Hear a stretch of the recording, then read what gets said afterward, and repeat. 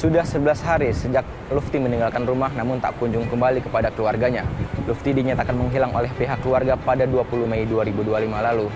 Berbagai upaya pencarian juga sudah dilakukan oleh pihak keluarga untuk mencari Lutfi dengan mencarinya di sekeliling Jakarta dan memposting kabar orang hilang di media sosial.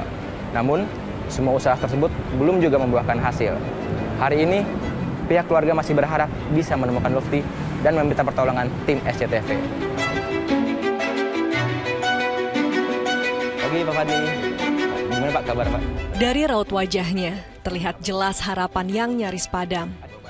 Fadli datang ke kantor SCTV, membawa kabar duka tentang adik kandungnya, Lutfi Amin, yang menghilang sejak 20 Mei lalu. Dengan berbekal foto, KTP, dan kartu keluarga, Fadli meminta bantuan agar jejak adik yang sangat ia cintai bisa kembali ditemukan. Sangat rindu sekali Pak. Kadang-kadang saya berpikir biasa sama saya dia makannya terurus, nggak kehujanan. Sebenarnya saya berpikir tuh gimana dia di luar itu kan, siapa yang ngasih makan gitu kan, kehujanan, kepanasan. Itu kalau saya pikir siapa saya nggak bisa tidur udah Pak, mikirin aja gitu Pak. Ada dari semua keluarga 7 bersaudara itu cuma saya doang yang peduli gitu. Semua saudara cuma peduli tapi tidak ada. Ya gimana lah gitu Pak. Kalau diceritain panjang juga makanya hanya saya aja yang peduli gitu kan. Makanya tuh ya biar gimana juga adik tidak mau seperti itu, tapi tidak tahu kan seperti itu kan. Siapa lagi yang akan jaga dia selain abangnya gitu. Lutfi Amin, dengan keterbatasan intelektual yang dimilikinya, hidupnya tak seperti pria pada umumnya. Ia selama ini diasuh kakaknya, Fadli, di sebuah kontrakan kecil di Teluk Gong. Tanggal 20 Mei, pagi hari, Lutfi tak lagi terlihat. Sejak saat itu, Fadli tak henti mencarinya. Dengan motor sederhana, ia berkeliling kota, dari Jakarta Utara ke Jakarta Timur, menyusuri jalan dan gang, berharap menemukan jejak sang adik. Kalau kan selama dia hilang tuh musim hujan terus kan. Waduh, badannya sakit nih anak kan. Keliling nggak ketemu juga. Sampai ketabrak truk saya Pak, lihat kiri kanan Pak. Lihat kiri kanan daerah situ, wah truk. Aku sebuah senggol kaki bengkak gitu. Kiri kanan ngeliatin dia di mana gitu kan. Terus ada yang bilang ya lah, saya sambil sholat saya doa aja kalau memang masih milik ketemu Allah ke saya ya berarti ya masih bisa saya rawat gitu kan. Tapi kalau memang nggak ketemu berarti Allah udah ngasih seperti itu gitu aja Pak. Patokan saya kan. Cuma saya udah berusaha ya Pak ya. Postingan demi postingan, ia unggah ke media sosial. Namun tak satu pun kabar datang. Setelah mendapat informasi dari SCTV, tim pun bergerak ke Panti Sosial Bina Insan Bangundaya 2, Jakarta Timur. Dugaan kuat mengarah ke sana, sebab petugas panti melaporkan adanya warga binaan dengan ciri-ciri serupa. Ada info dari sini atau? Kagak ada info Pak, cuman saya kan kemarin tuh sempat saya masukin Facebook, ada pihak dari SCTV untuk bantu gitu kan. Jadi saya kemarin ya. Pasti. Iya betul Pak. Dengan hati yang campur aduk, Fadli mendatangi panti sosial ini. Ia hanya ingin satu hal, memastikan apakah nama Lutfi Amin yang tercatat sebagai warga binaan adalah Lutfi, adik kandungnya. Setelah menunjukkan dokumen, petugas panti membuka data digital. Tercantum satu nama yang mirip, Lutfi Amin. Fadli langsung diminta melihat foto warga binaan tersebut. Dan air mata Fadli jatuh. Tak diragukan lagi, itu adiknya. Namanya betul kan? Betul. Ini artinya Lutfi. Mungkin dia nama asli Pak. nama aslinya Lutfi. Mungkin dia akan ada yang ngomong, kan dia nggak bawa identitas itu. Detik-detik yang menegangkan berubah menjadi pelukan haru. Lutfi ditemukan pertama kali oleh Satgas P3S Jakarta Utara di kolong jalan tol Penjaringan.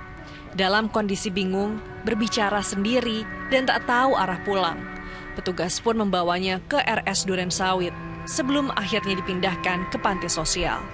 Jadi kronologis Lutfi sampai ke panti kami ini dari kiriman masuk pada tanggal 20 Mei 2025. Merupakan kiriman dari petugas Suku Dinas Sosial Jakarta Utara karena mendapat laporan dari warga Teluk Gong, Jakarta Utara, ada seseorang yang terlantar di gorong-gorong. Nah, sama petugas kami dari Suku Dinas Sosial Jakarta Utara dibawa ke panti kami.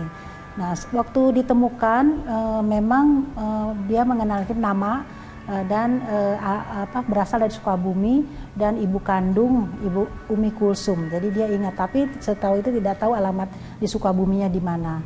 Nah, karena memang di sini akhirnya kami rawat semua kebutuhan dasar, semua kami rawat dengan selama di sini. Alhamdulillah beliau dalam keadaan baik. Terus setelah itu kami biasa kalau memang ada orang terlantar, kami punya media medsos seperti Facebook seperti itu. Proses serah terima dilakukan hari itu juga dengan disaksikan pihak panti. Fadli membawa pulang Lufti ke rumah. Kali ini dengan pesan yang lebih dalam.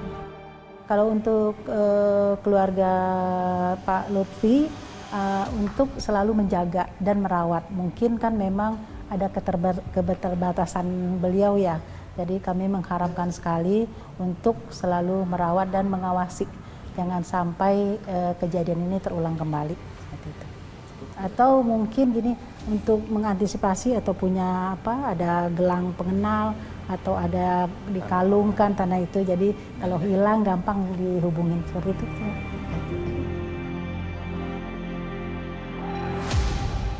Sebelum kembali ke Teluk Gong, Fadli menyempatkan diri mengunjungi Satgas P3S Jakarta Utara, tempat pertama yang menemukan Lufti saat ia tersesat tanpa arah.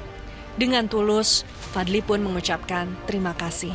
Iya, kemarin saya sempat pas lihat kagak ada gitu kan. Kemarin udah koordinasi sama Gojek sama warga di sini. Kalau emang nanti ada pihak keluarga yang mencari, pasti aja gitu. Oh gitu. Karena kita dapat laporan CRM-nya tuh ODGJ, tapi nggak meresahkan enggak. Iya, nggak galak, nggak tahu gimana gitu. Makanya saya sempat taruh di Facebook. Akhirnya alhamdulillah orang CTP mau bantu. Akhirnya saya cari. Alhamdulillah ada di Cipayung. Saya terima kasih banyak nih Pak ya bantuannya nih Pak. Sama-sama. Terima kasih banyak nih Pak ya. Udah tugas kita itu semua. Terima kasih banyak Pak ya. Terima kasih Pak. 11 hari yang penuh pencarian, tapi akhirnya Lufti ditemukan dan bisa kembali ke pelukan keluarga. Sebuah pengingat bahwa kasih sayang tak pernah hilang arah. Setelah beberapa hari pencarian oleh pihak keluarga, akhirnya Lufti berhasil ditemukan. Sebelum dibawa ke panti sosial, Lufti terlebih dahulu ditemukan oleh petugas P3S Jakarta Utara di kolong tol kawasan Teluk Gong, Penjaringan. Pihak keluarga mengaku senang Lufti berhasil ditemukan dan juga dibawa pulang. Pesan-pesan dari panti sosial tidak hanya berlaku untuk keluarga Lufti saja, tapi juga untuk Anda semua untuk terus menjaga anggota keluarganya supaya tidak hilang. Satria Andika dan Yusuf Fajar melaporkan dari Jakarta.